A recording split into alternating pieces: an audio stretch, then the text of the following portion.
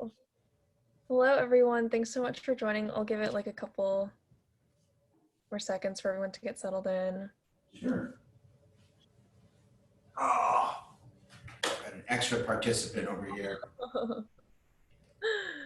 Hi, Harvard. Adorable. Okay. Yeah, we can go ahead and get started. But thanks so much, Freddie, for being here with us today, spending your Saturday afternoon with us. Quickly introduce Freddie. So he's a principal at Highland Capital Partners, which is a 33-year-old early stage technology investment firm. And so he's a graduate of Harvard College and Harvard Business School. And he works closely with Highland investments like Everlywell, Rapid SOS, Vecna Robotics, and Bitwise. Prior to joining Highland, Freddie founded Suffolk Equity Partners, through which he invested in Warby Parker, Grab, Drizzly, lots of companies. And yeah, over the first 9 years of his venture investment career, Freddie has had the pleasure of investing in 5 companies that have gone on to achieve unicorn valuations.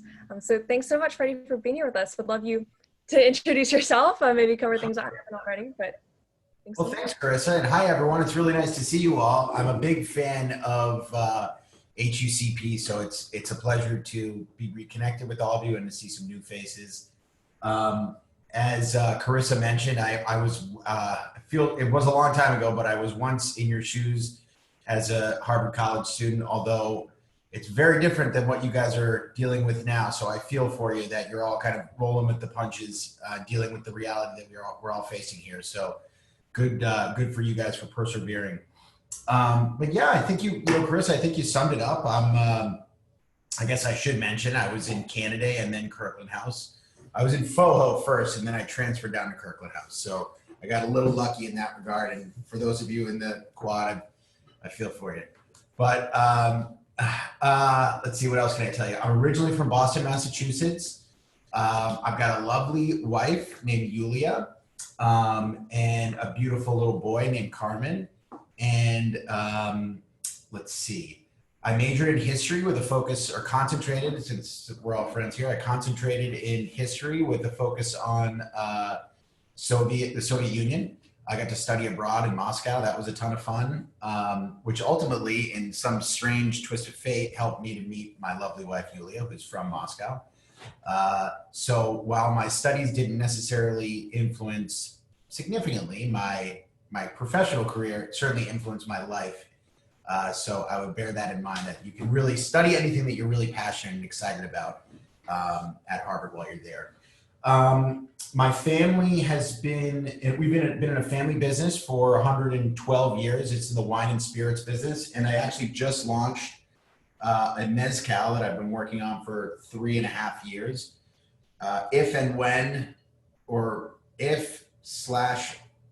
When you're 21, try it. And it's an exciting project. It's got a lot of folks from the venture community involved as investors.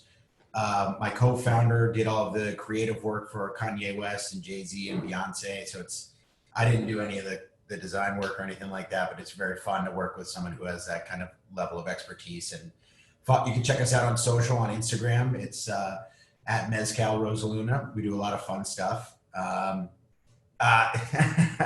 seeing some messages here. It's called Rosaluna, Rosaluna, means pink moon. And you can find it all over the place, really. So actually, part of the reason why I mentioned that is the topics that we can cover today can run the gamut from my experience as an investor and also as a founder, should that be interesting to you. I will say that my experience as an investor is in technology-based investments, whereas, of course, this is a consumer packaged goods, so it's a little bit different in that regard. But I'm happy to jump in. I think when we were discussing topics for today, it was in the midst of a process of evaluating a startup, as we normally do here at Highland. And I was thinking about, well, what's a real life example of what I'm considering right now that might be interesting for the folks at HUCP to discuss. And what came to mind was the notion of unfair advantages, which I'm sure there's a more eloquent way to say it, but simply put, unfair advantages are something that can be, they typically, when you hear the word unfair, you don't think of something that's necessarily desirable in competition or life. But in the world of startups, they can really carry you a long way. And whatever kind of unfair advantage you can stack on your behalf and on behalf of the company can really go on to pay dividends down the line. I want to tell you a little bit about what I mean by that. And I won't take much time on this. I'd really like to spend most of the time just kind of chatting with you all and covering whatever topics you like. And at all times, please feel free to interrupt and ask questions. But what I'm talking about is being able to put things in place, both from a personnel and strategic perspective, that will increase the likelihood of success. And that really starts at the very, very beginning. And I'm going to give you a sense of how we break down evaluations of startups at Highland. We look at things in this order of importance: people, market, product, deal.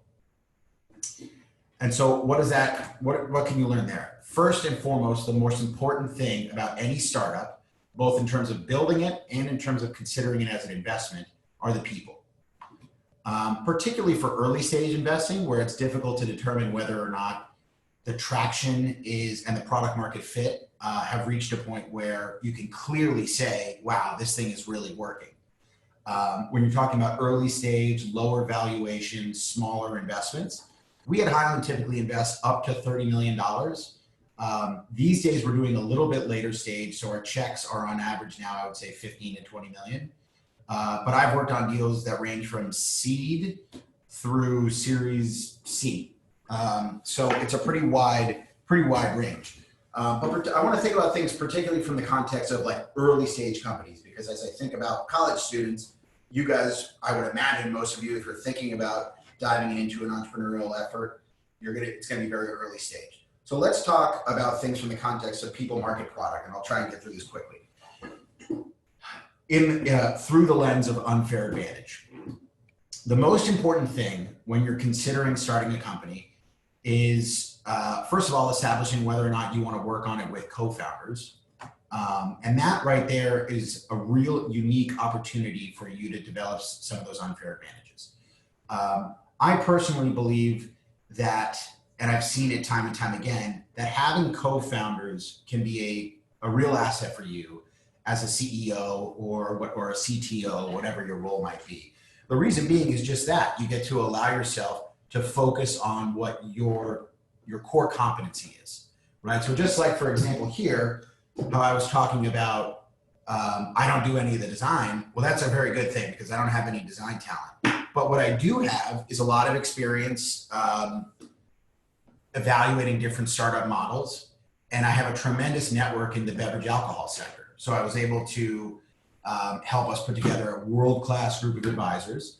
I also have unfair advantages in the fundraising element because I've seen so many different fundraisers and I have a great network of high net worth individuals that are excited about this. And then through my family, we have, this kind of just unique ability to supercharge this from a distribution perspective. So the whole notion of starting this company was built around unfair advantages, right? If I had gone to start a technology company, I would have done my part to try and build some unfair advantages in, but I don't naturally come at it from a place of having a higher likelihood of success than someone else, right? But because my family's been in the industry for 100 years and has, 200 trucks driving around New England making deliveries and 150 salespeople and so on and so forth, there's kind of like a unique built-in advantage there. So having a co-founder with special skills that allow you to really focus on the things that are important to you. And every person that you bring onto your startup or bring into your startup is in all likelihood going to be an integral part of the story from the early days. And I'm not just talking about employees, I'm talking about advisors, investors. You really want to evaluate things in a forward-looking way. How can this person contribute in a positive way to that unfair advantage, right? So what I would do were I to start a company in, say, the technology space, is I would really search my Rolodex for people that could be early investors and early advisors that have relevant experience. Being students, I'll tell you, it's a unique opportunity to get people's attention. It's a very bizarre thing, but you'll find when you graduate, you're just kind of a person. But when you're a student, that's a superpower in itself because people want to hear from you. You guys are inherently the future. They want to support you. When you get out into the real world, things are a little different. So use that to your advantage and use everything else you can to your advantage. You know, when I moved out here, I looked up who lived in my dorm, who was a kind of really experienced VC. And I ended up having breakfast with the co-founder of Excel, one of the best venture firms in the world, because I sent him a cold email and said, "Hey, Kirkland House, how you doing?" He said, "Great to meet you. Why don't we have breakfast?" You know what I mean? People are interested in trying to help people that kind of shared experience. So think about trying to build those unfair advantages. Think hard about what you're doing from the industry that you're operating in, and then try and surround yourself with people that can be additive. And remember, you want to think hard about the relationship, because building a startup, and that goes for your co-founder, it goes for your investors, it goes for your advisors. Building a startup is very, very hard. It can be incredibly rewarding. It can be massively lucrative. And it can be the best educational and character building experience, I think, from a professional perspective that you can get, but it is really, really hard. So those relationships will be stretched to the limit. There's no doubt about it. So really do everything you can to try and get to know how a person behaves under stress and whether or not that's the type of thing that you want to be associated with. There's actually something that is burning through Twitter right now out here in VC land in Silicon Valley, where if you guys want a little juicy gossip, the CEO of a company out here called Circle Up, I think it's out here, resigned as, it's basically like a Kickstarter or an angel list focused on consumer companies. He resigned as the CEO, he's staying on as the chairman, and he posted on Twitter, and I have no comment on whether or not this was well advised or not, but I'll just tell you as an example of how things can go awry, posted on Twitter an email that he sent to a board member with whom he had just a terrible relationship. And it basically just delineated all the different ways that this person was abusive and less than supportive and so on and so forth. And so I think it's a shining example of how when things go bad from a personnel perspective, they can go very bad. So think hard, long and hard about who you want to bring onto your team, because every one of those decisions, particularly from an investment perspective, is permanent. It's an equity decision. It's on your balance sheet forever. So there are opportunities. Each one of these decisions is an opportunity to build an unfair advantage, or an opportunity to, unfortunately, make a mistake that could come back to hurt you. So maybe just briefly touching before we open it up to dialogue, questions, and again, we can talk about whatever you like. Think about each one of those categories: people, market, product, right? Let's leave deal aside for a moment because that's more of a financial exercise. Happy to talk about it if you have questions about it. But think of people, market, and product, each one as an opportunity to build unfair advantages, right? So market, the most important thing about market, just very quickly, is that there has to be founder market fit, right? So another opportunity for you, for when people are evaluating your company, for them to say, wow, Carissa or Adam or Walden, they really know this market exceptionally well, or they're built perfectly to maintain an unfair advantage while navigating the ups and downs of this industry. They know the players, they know the rules, they know what rules to break, they know what rules to abide by, that sort of thing. And it doesn't necessarily mean that you need to have worked in that industry before. I'll tell you, one of the most exciting investments that I've been fortunate enough to work with, and by the way, one of the greatest parts of my job, and I'll tell you, this is a perfect example of unfair advantages, is that I've been lucky enough to invest in five or six of my classmates from either Harvard College or Harvard Business School. that in and of itself is an unfair advantage because I know these people, I know what their character's like, I know what they're capable of. And a great example of that is one of, I think for me, she's the best entrepreneur I've ever worked with. Her name is Julia Cheek. She's the CEO and sole founder. This is an example of a sole founder of a company called Everlywell, which is a direct-to-consumer diagnostics business. And they've, I mean, I could go on forever about how she's done all these tremendous things, but she's an example of product market fit in a way that does not necessarily mean she worked in the industry before. She had never worked in diagnostics, but she had worked in highly regulated industries in the past, particularly as the head of strategy for MoneyGram, a publicly traded remittance and fintech company. So she had deep understanding of how to navigate regulatory frameworks, which has paid dividends for her as she entered into the diagnostics business, which as part of the healthcare industry is also heavily regulated. So again, founder market fit, a great way to build unfair advantage, doesn't necessarily mean you need to have worked in a specific industry before. It just needs to kind of have that puzzle piece fit effect where you can bring some of the skills or network that you have to bear in a particular industry. And then product, the product thing is simple. It's just got to be better. That's it. It doesn't even need to be necessarily first, right? There's a reason why Facebook ended up being successful and nobody in my space not, right? And the reason is Facebook is just a better product. Same thing can be said for Google. Or when I was in college, there were probably 5 or 6 different search engines. There was, of course, Yahoo, which I guess still exists, but mostly from a search perspective. But Alta Vista, Ask Jeeves, Lycos, all of these different products that effectively did the same thing, but Google did it better, right? And they were not the first as well. So product at the end of the day wins. It's got to be the best product. And again, how do you build that best product? By naturally, organically building in that unfair personnel advantage from the beginning. The best product people, the best marketing people, the best leadership people, and then an incredible group of investors and advisors around you that can stack the deck for you for success. So I realize I've said a lot of different things here. Some of this may seem obvious, but I will tell you, it's easy to forget sometimes when you get yourself so focused on what you're doing. It's easy to convince yourself, first of all, you don't take a breath to come up and look around. You're just so busy trying to finish to really, really focus on doing a good job at whatever it is that you're doing, with building an app, building a this, building a that. Sometimes it's hard to forget the context of the greater world around you and how your project will fit into it. So I would just encourage you, because look, it's also very easy to think you can do everything on your own.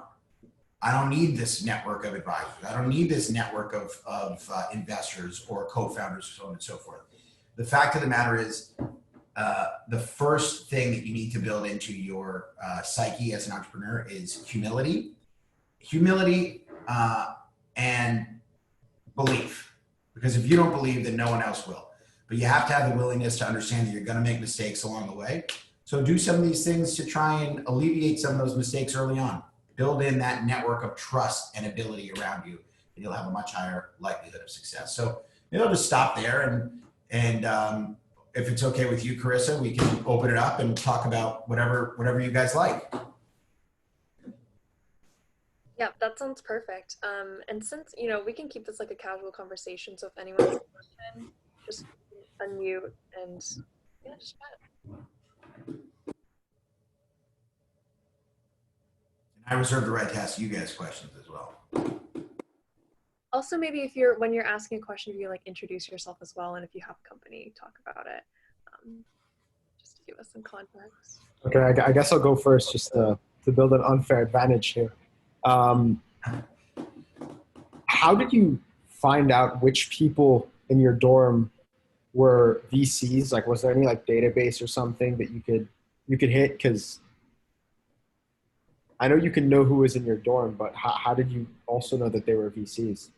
Well, it's a good question. So that was just I started by just searching for at the big VC funds that I held in high regard, just learning, then like finding out who are the GPs there, who are the founders there, learning which one of them went to Harvard, which one of them maybe went to my high school, right? Which one of them are from the same town as me, right? Which one of them, you know, love Tom Brady, you know what I mean? That sort of thing. And that's just by kind of putting in a little bit of work and spending some time doing some detective work online and that sort of thing. And you can read articles and whatnot. And somehow, I can't even remember, I found out, you know, this guy lived in Kirkland. And from there, I was able to, what did I do? I pulled his email from our internal database at Highland. So it was a little bit of cheating there. But in many cases, you can find ways to get to people, right? So their email address is on the website, or you send them a very nice note on LinkedIn, right? When you can send them a message while you ask to connect with them and explain to them, sorry. Okay, sorry, duty calls, just checking in, just got a message from Julia, the entrepreneur I was mentioning. So it's just about putting in a little bit of elbow grease and doing some of the sneaking. If there's somebody that you really want to meet, you can figure out a way to do it. Particularly, look, you guys are in a great position as being part of the Harvard community as it is. You know, Harvard, I would say, you know, obviously you don't need to have gone to Harvard or Stanford to create value in the world or in venture or in entrepreneurship. But it does so happen that Harvard and Stanford are very well represented in this industry. So there's a lot of opportunity to connect with folks. And I'll tell you, find those commonalities. Like people get happy, right? Like, where are you from, Marwan? I'm from Egypt. Okay, from Egypt. I guarantee you there's an Egyptian venture capitalist like amongst, you know, the top 5 firms, right? So use that to your advantage. You know, there's no shame in that game. I fuck with it. That's cool.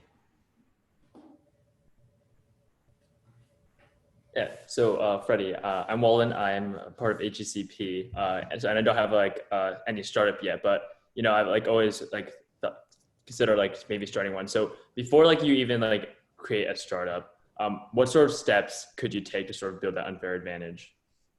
Well, the first thing you want to do is you don't want to just like start a company for the sake of starting a company, right? You know, what you want to do is build it around pain points that you've experienced personally, right? To say, boy, can we just do this better? Or deep market research, right? So you have to understand where the opportunities are. And you also need it to be a big opportunity, right? So there are many different ways to build a company or build, you know, something that can generate, you know, interesting enterprise value for you. Not every company needs to raise venture capital. My family business never raised a dime, right?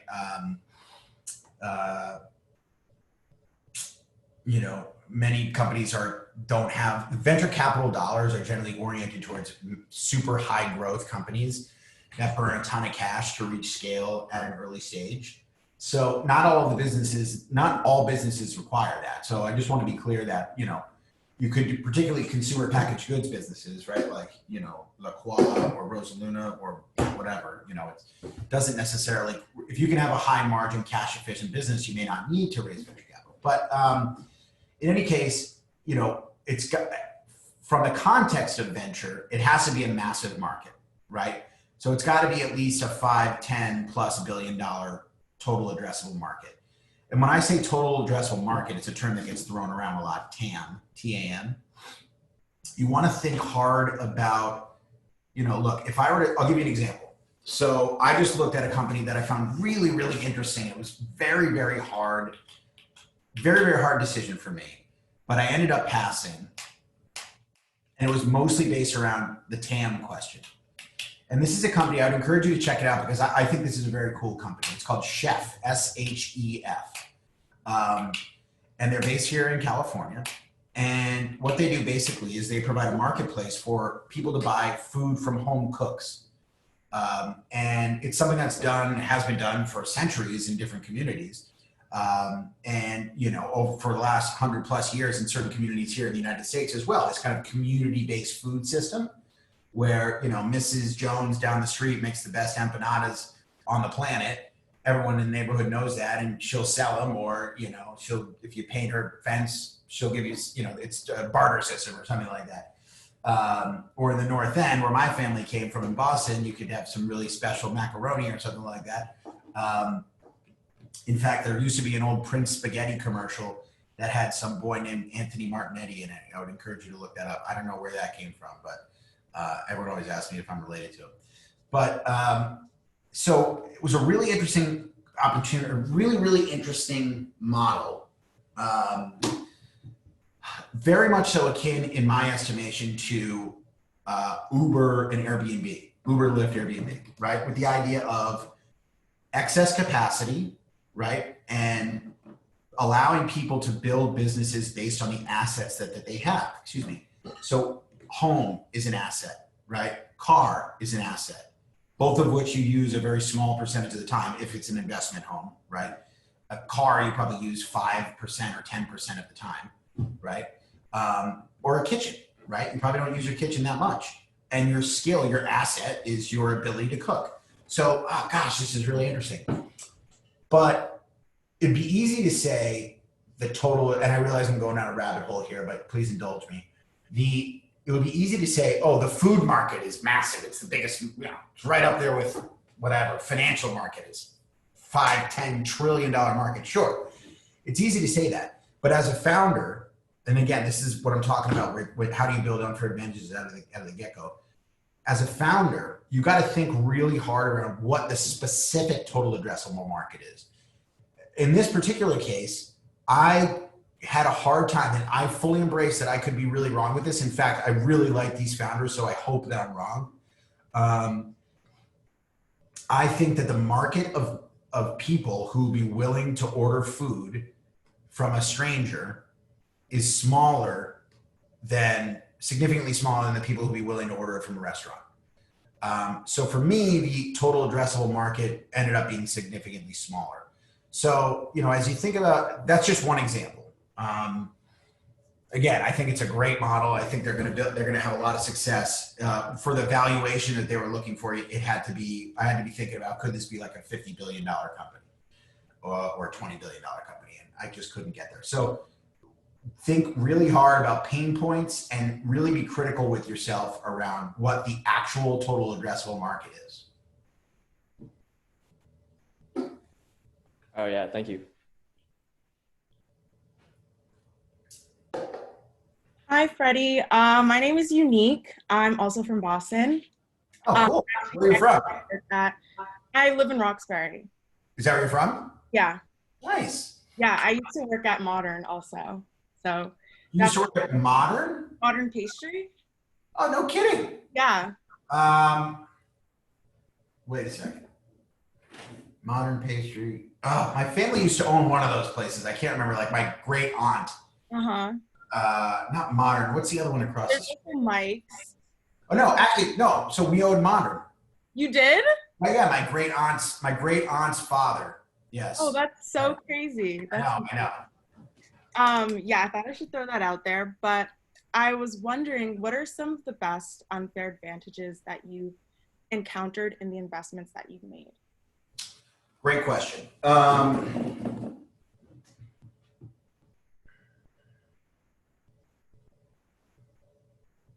Well, I would say, gosh, it's a great question. So when I invested in Warby Parker, those guys had this really perfect background of, first of all, they've known each other for a while, right? So there's that kind of unique advantage of having that kind of strong partnership and trust, right? That is really critical. But they came from relevant different backgrounds. So one of them came from kind of like a nonprofit style background. One of them came from a design background, and one of them came from an eyewear background, right? So really strong relationships in important sectors gave them an unfair advantage versus somebody who was just trying to start an eyewear company, right, out of the blue. Julia Cheek from Everlywell and I worked. So one of the first things that I did for her was help her build her scientific advisory board. So I brought to the table for her, because sometimes you have to be careful with some of these introductions or thoughtful, but Julia, I honestly think she could be the president. Like, she's amazing. She was, check her out. She was on the cover of Inc. magazine a couple months ago. So I introduced her to a guy named Dr. Bob Langer, who is one of the most wonderful people in the world. He has more patents than anyone else on earth. Second most all time behind Thomas Edison. He's one of 13 what they call university professors at MIT, which is their highest honor. The Langer Laboratory is the largest laboratory in the world. He's the co-founder of Moderna, which is a $30-40 billion market cap company, and he's created another probably 30 billion of enterprise value himself. And we got him to join the advisory board. Big unfair advantage. Wow, what a check of this is legit, right? Like, scientifically legit. Then we went out and said, we'd really love to get somebody from a clinical perspective. So I was lucky enough to introduce her to a woman named Betsy Nagel, who's the CEO and president of Brigham and Women's Hospital. One of, if not the best hospital in the United States. She's one of the best physicians in the country, Harvard Medical School associate, formerly the chief medical advisor of the National Football League, and another outstanding unfair advantage. So with Bill, meaning really unprecedented perspective on how the healthcare system will review direct-to-consumer testing. So bringing those sort of people on board. And then, look, just since it's front of mind, this company I'm talking about, Chef, one of the things I really liked about them was like, it's early, are they going to figure it out? Well, their investors and advisors are the co-founders of Instacart, some of the first employees at Lyft, the CEO of TaskRabbit, the founder of AngelList, right? So it's like really, really strong marketplace DNA. So even if you have like some questions around the model, building that kind of brain trust around you will allow you to learn from other people's mistakes, and hopefully help you avoid making some like big mistakes on your own. So those are some of the examples of what I would consider unfair advantages. And you'll notice that all of those were about people, right? To me, that's where kind of the beginning and end of the sentence when it comes to unfair advantages. It's really primarily about the people. Thank you so much. Sure.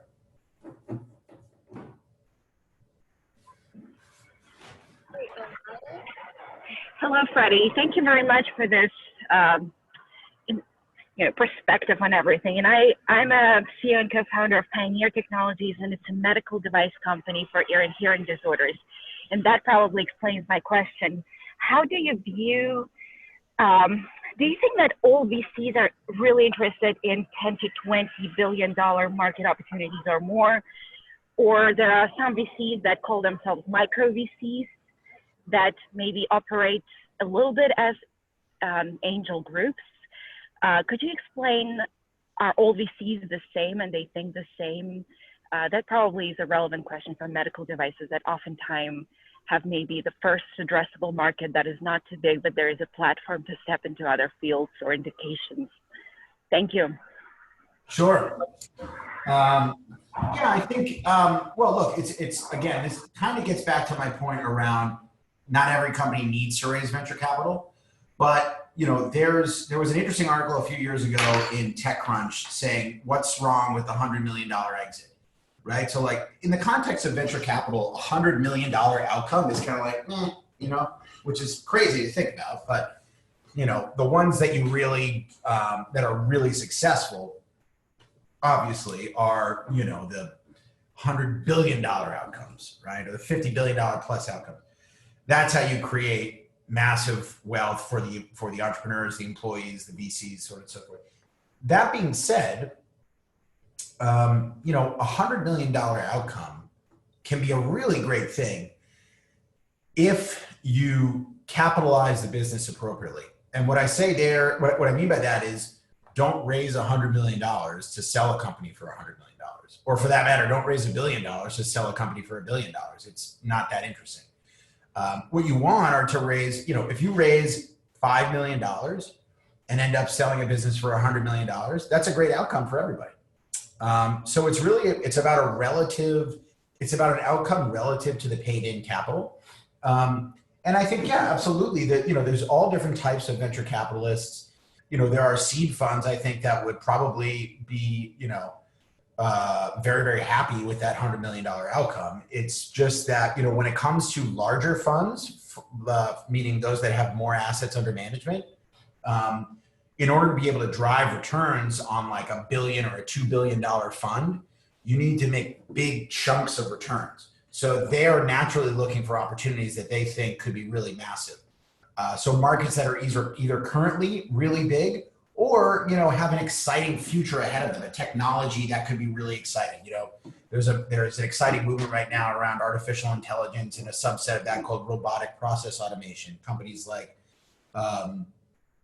Hyperscience in New York, or I'm blanking, but there's a whole subset of these are markets that are relatively small right now, nascent, but have massive potential down the line. Something that either is massive already or has a promise of being big. It's about doing research. This gets back to the point of like making sure that you understand who the people are that you're going to partner with. It's about doing research and references on the fund that you're considering. So it's got to be a two-way street. Certainly they're going to be learning about you, but you have to learn about them as well, and what they would think of as a great outcome. Thanks, Freddie. Sure.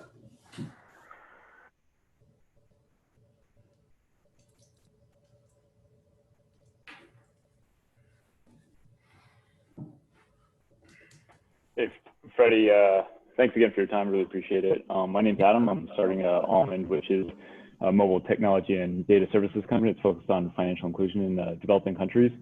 And my question really is specific to, kind of in the realm of the other fintech companies that you've invested in.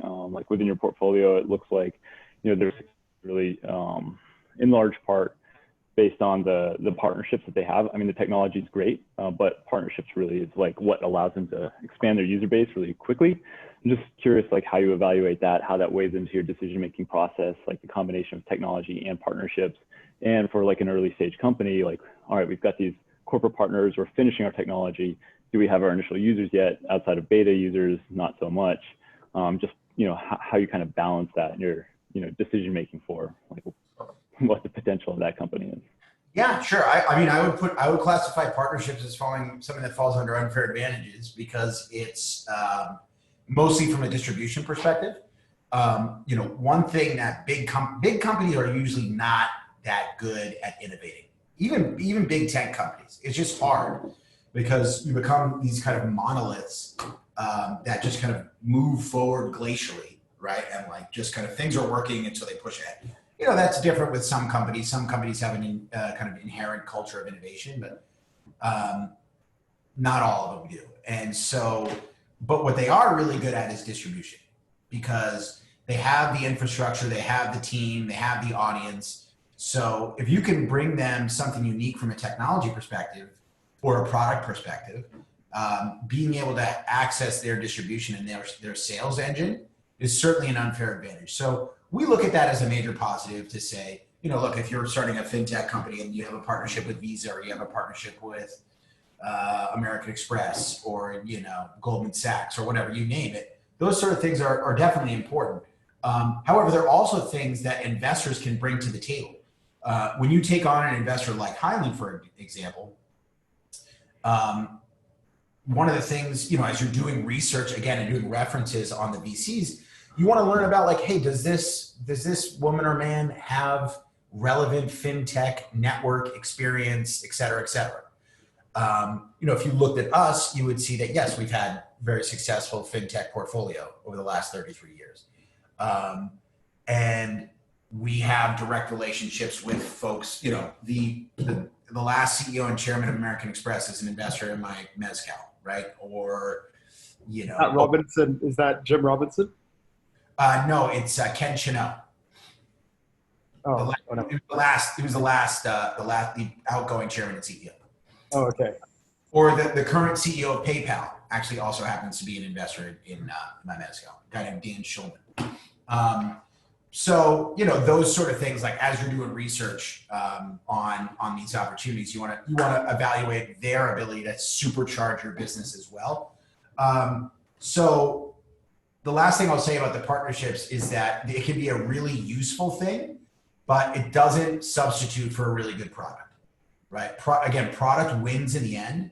So it has to be something that's fundamentally different and better than what the current market options are. And you don't want to squander an opportunity when you have a partnership like that, right? You don't want to come to them with something that's not fully built or something that you're not happy with, because you may burn bridges in the future. Sure. Great. Thanks. Sure.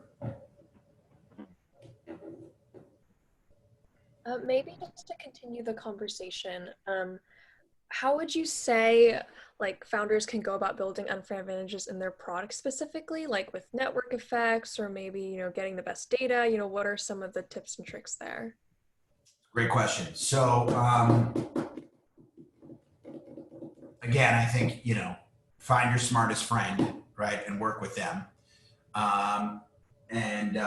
Particularly if you're not a product oriented person, meaning you're not necessarily an engineer or you don't have design experience, and you're more of a manager, allow yourself to focus on the things that you're really good at and allow your co-founders to focus on the things that they're really good at. I think, products that are, you need personnel and tech leverage when you're building a startup, meaning, so like, how can you supercharge something that you've already done? So products that have viral components to them, meaning they're naturally shareable, are really powerful, right? From a consumer perspective.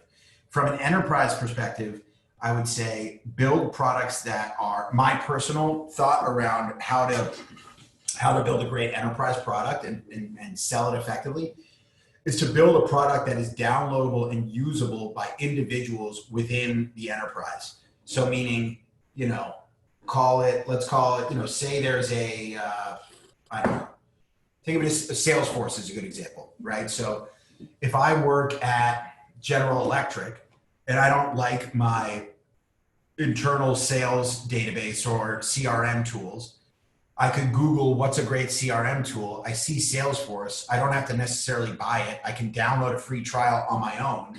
I don't have to convince my entire team or my manager to use it.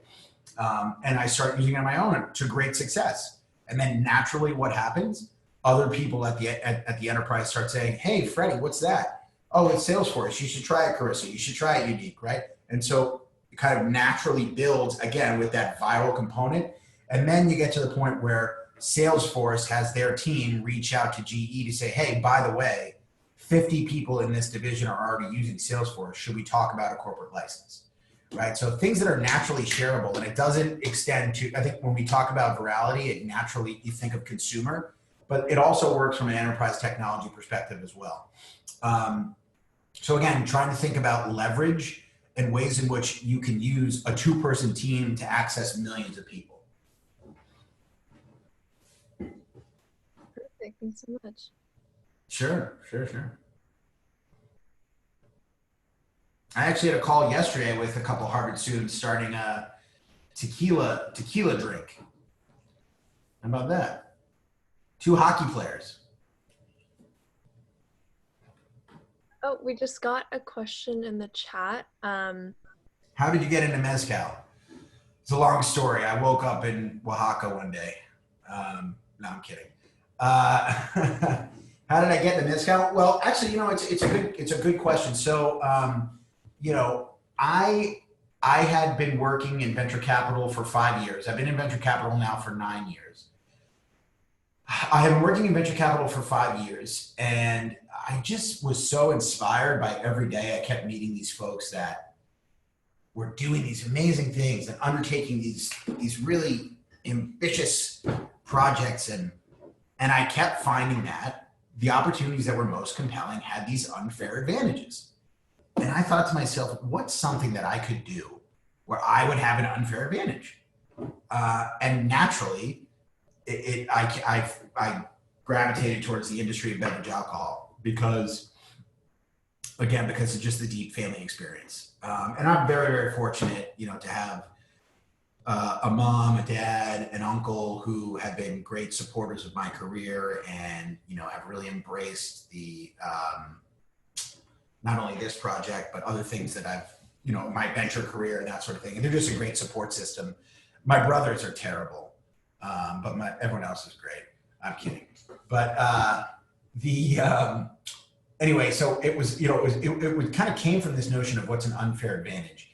And then I went into market research mode, just like how we were talking about before. I said, okay, well, it seems to me like that's an industry where I might be able to build something with an unfair advantage. What's the subcategory within that industry that is offering hyper growth right now, right? What are the categories where there's M&A taking place, meaning larger suppliers are acquiring smaller companies?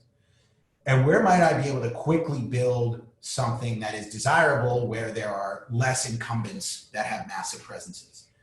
And I quickly found that Mezcal was growing at about a 35% compound annual growth rate. It's with comparison to, I would say the closest second in terms of growth would be Japanese whiskey. Last year, Mezcal as a category grew 40%. And there's no iconic brand in Mezcal. There's no like Absolute Vodka or Tanqueray Gin or Jameson or whatever. But, there are some like well-known brands like Del Maguey Vida is probably the biggest one. But, I saw an opportunity there to, in a cash efficient way, build into a market that could be really, really exciting.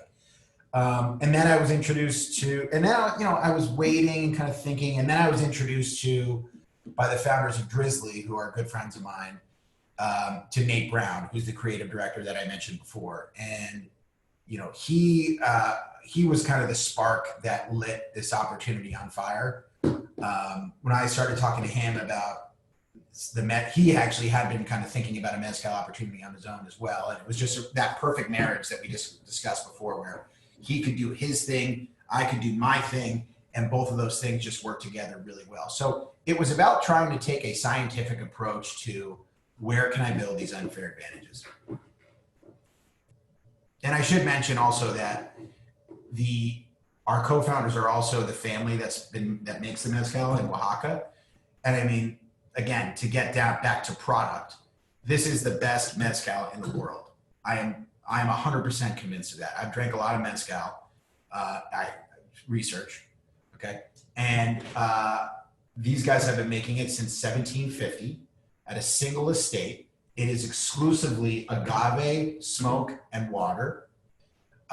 It is vegan, non-GMO, something about carbon, no carbon or something. Gluten-free. It is gluten-free.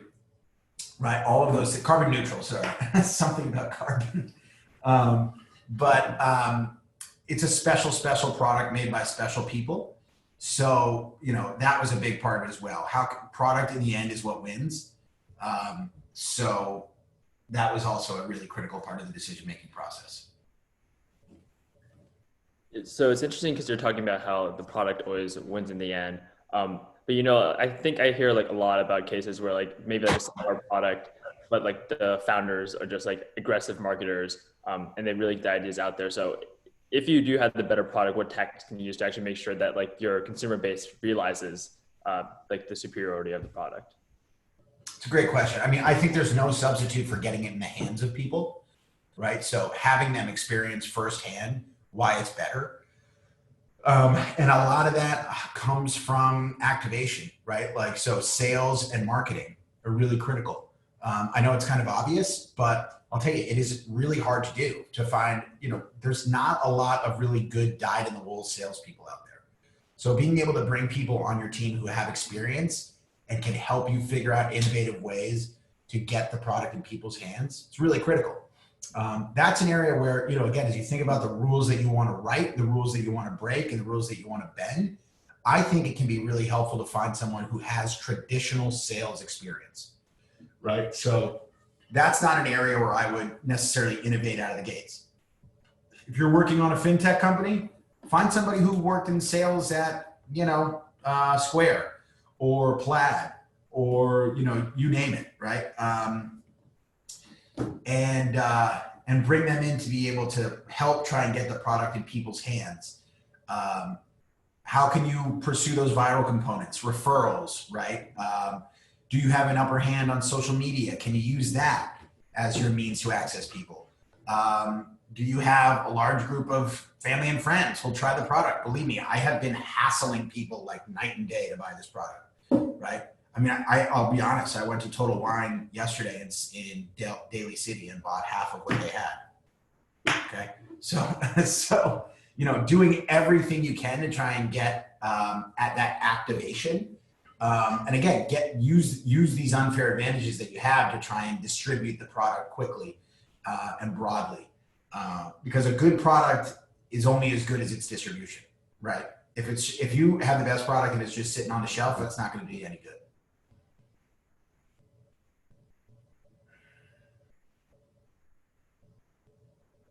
Do we have any last questions for Freddie?